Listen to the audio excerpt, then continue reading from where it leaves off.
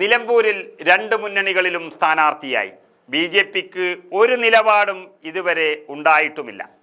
സ്ഥാനാർത്ഥിയുടെ കാര്യത്തിൽ UDFന് തന്നെയാണ് 100% വിജയം എന്നു തന്നെ പറയാം. ഇത്രയും വലിയ കോലാഹലങ്ങൾ ആ മുന്നണിക്കും പാർട്ടിക്കകത്തും ഉണ്ടായിട്ടും തെരഞ്ഞെടുപ്പ് പ്രഖ്യാപിച്ചതിന് ശേഷം മണിക്കൂറുകൾക്കകം തന്നെ സ്ഥാനാർത്ഥിയെ പ്രഖ്യാപിക്കാൻ അവർക്ക് കഴിഞ്ഞു എന്നതാണ് പ്രധാനം.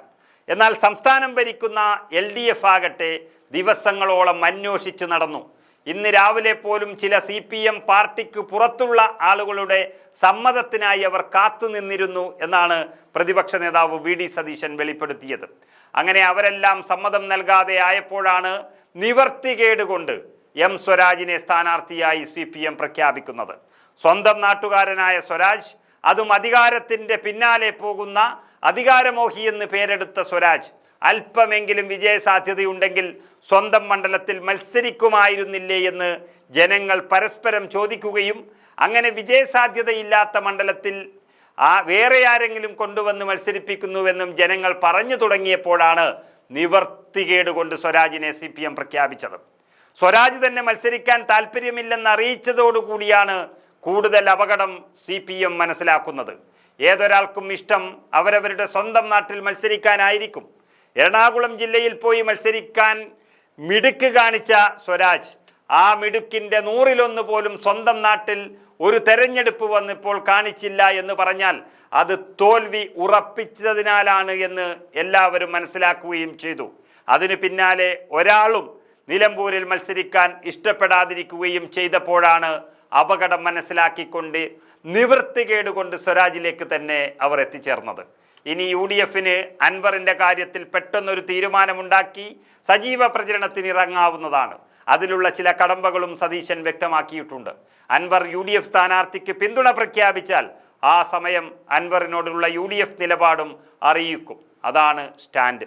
പ്രതിപക്ഷ നേതാവിൻ്റെ വാക്കുകൾ നമുക്ക് കേട്ടുനോക്കാം. ഇന്ന് രാവിലെ 11 മണി വരെ ഏതെങ്കിലും UDFകാരനെ സ്ഥാനാർത്ഥിയാക്കാൻ പറ്റുമോ എന്ന് കഠിനമായി പരിശ്രമിച്ച് പരാജയപ്പെട്ടിട്ടാണെങ്കിലും അവരൊരു പാർട്ടി സ്ഥാനാർത്ഥിയെ നിർത്തിയതിൽ ഞങ്ങൾക്ക് സന്തോഷമുണ്ട്. ഞങ്ങൾ ആഗ്രഹിക്കുന്നത് അവിടെ ഒരു രാഷ്ട്രീയ പോരാട്ടമാണ്.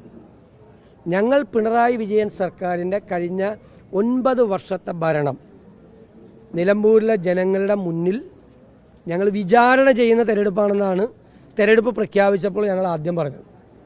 ആ വിചാരണ, രാഷ്ട്രീയമായ വിചാരണ, ഈ 9 കൊല്ലക്കാലമായി നടക്കുന്ന ദുർഭരണത്തിൻ്റെ ഇരകളായി മാറിയ മനുഷ്യർക്ക് വേണ്ടി നടത്തുന്ന വിചാരണ, ആ രാഷ്ട്രീയ വിചാരണ ഈ തെരഞ്ഞെടുപ്പിൽ അവിടെ നടക്കുക തന്നെ ചെയ്യും.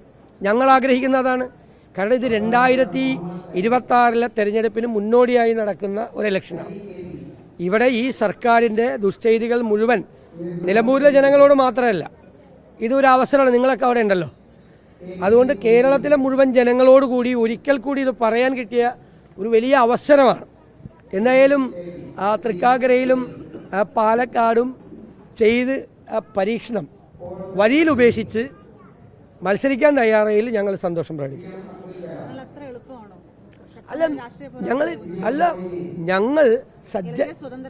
ഞങ്ങൾ സജ്ജരാണ്.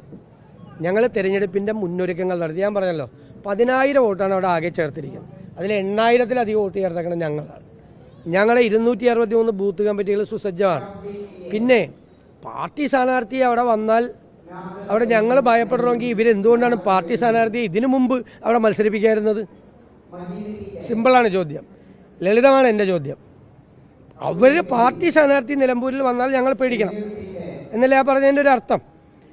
അങ്ങനെ പേടിക്കണമെങ്കിൽ ഇതുവരെ അവരങ്ങനെ പാർട്ടി സ്ഥാനാർത്ഥി അവിടെ മത്സരിപ്പിക്കാറില്ലല്ലോ. ഇത് നിവർത്തികേട് കൊണ്ട് മത്സരിപ്പിക്കുന്നതാണ്. നിവർത്തികേട് ആരെ കിട്ടാൻ ഇപ്പോഴും പാലക്കാട് പോലെ ആരെങ്കിലും കിട്ടുമോ എന്ന് ഇന്ന് രാവിലെ 11 മണിയെന്ന് ഞാൻ പറഞ്ഞതിലൊരു അർത്ഥമുണ്ട്. ഞാനത് ഈ പറഞ്ഞിട്ട് ഇവരാരെയാണ് അന്വേഷിച്ചത് എന്ന് പറഞ്ഞാൽ അവരുടെ ക്രെഡിബിലിറ്റി, വിശ്വാസ്യത കളയാൻ ആഗ്രഹിക്കുന്നില്ല. ഇവരാരെയൊക്കെ സമീപിച്ചിട്ടുണ്ട് അവരെല്ലാം എന്നോട് പറഞ്ഞിട്ടുണ്ട് ഞങ്ങളെ വന്ന് ഇങ്ങനെ സമീപിച്ചിട്ടുണ്ട്. ഇന്നൊരാളോട് പറഞ്ഞ് ഇന്ന് 11 മണിക്ക് മുമ്പ് വിവരം കൊടുക്കണമെന്നാണ് പറഞ്ഞത്. അല്ല, ഇപ്പോൾ രാഷ്ട്രീയ പോരാട്ടം എന്നൊക്കെ പറഞ്ഞ് വെല്ലുവിളിക്കുന്ന ആളുകളോടാണ് ഞാൻ പറഞ്ഞത്. ഇന്ന് രാവിലെ 11 മണിക്ക് വരെ ഞങ്ങളുടെ കൂട്ടത്തിൽ നിന്ന് ഒരാളെ കിട്ടുമെന്ന് നോക്കിയിട്ട് നടന്ന ആളുകളാണ്. വലിയ രാഷ്ട്രീയ പോരാട്ടത്തിനൊന്നും പേര് എന്നോട് പറയില്ല, ഞങ്ങളോട് പറയില്ല. അല്ല, ഞാൻ കാര്യങ്ങളൊക്കെ പറഞ്ഞല്ലോ. UDF യോഗം ഞങ്ങൾ ഇന്ന് ഒരു നേതാക്കളുടെ ഒരു യോഗം വെച്ചിട്ടുണ്ട്, ഒരു ഗൂഗിൾ മീറ്റിംഗ് വെച്ചിട്ടുണ്ട്. ഞങ്ങൾ ചർച്ച ചെയ്യും. ഇതിനു മുമ്പ് ഞങ്ങൾ ചർച്ച ചെയ്തെടുത്തിരിക്കുന്ന ഒരു തീരുമാനമുണ്ട്. ആ തീരുമാനം നടപ്പാക്കുന്നതിന് ചില തടസ്സങ്ങളുണ്ടായി. അത് ഞാൻ പറഞ്ഞല്ലോ, 3 ദിവസം മുമ്പ് ഞാൻ പറഞ്ഞു. ഇനി എപ്പോഴും അത് തന്നെ ചോദിക്കല്ലേ. അല്ലല്ല, ഞാൻ അതിൻ്റെ അപ്പുറത്തേക്ക് എനിക്കൊന്നും പറയാനില്ല. ഞാൻ 2 വാചകം മാത്രമേ പറഞ്ഞിട്ടുള്ളൂ. 2 വാചകം. ഒന്ന്, ഞങ്ങളുടെ സ്ഥാനാർത്ഥിയെ അദ്ദേഹം പിന്തുണയ്ക്കുന്നുണ്ടോ ഇല്ലയോ എന്ന് തീരുമാനിക്കുന്നത് അദ്ദേഹമാണ്. അങ്ങനെ തീരുമാനിച്ചാൽ UDFിൻ്റെ അഭിപ്രായം UDF അപ്പം പറയാം. ഞങ്ങളുടെ കൂട്ടത്തിൽ നിന്ന് ഒരാൾ പോലും അദ്ദേഹത്തെ പ്രകോപിപ്പിക്കുന്ന തരത്തിലോ അദ്ദേഹത്തെ വിഷമിപ്പിക്കുന്ന തരത്തിലോ അഹങ്കാരം സ്ഫുരിക്കുന്ന തരത്തിലോ ഒരാൾ സംസാരിച്ചിട്ടില്ല, ഞാനടക്കം. എന്നെ കുറേ കാര്യങ്ങൾ പറഞ്ഞു, ഞാൻ അതിനൊന്നും മറുപടി പറയില്ല, അത് കണക്കണക്കണ്ട. UDF സ്ഥാനാർത്ഥിയെ അദ്ദേഹം പിന്തുണയ്ക്കുന്നുണ്ടോ ഇല്ലയോ എന്ന് തീരുമാനിക്കാനുള്ള അവകാശവും അധികാരവും അദ്ദേഹത്തിനാണ്. അത് അദ്ദേഹം തീരുമാനിക്കട്ടെ, പ്രഖ്യാപിക്കട്ടെ. അപ്പം ഞങ്ങൾ ഞങ്ങളുടെ അഭിപ്രായം പറയാം.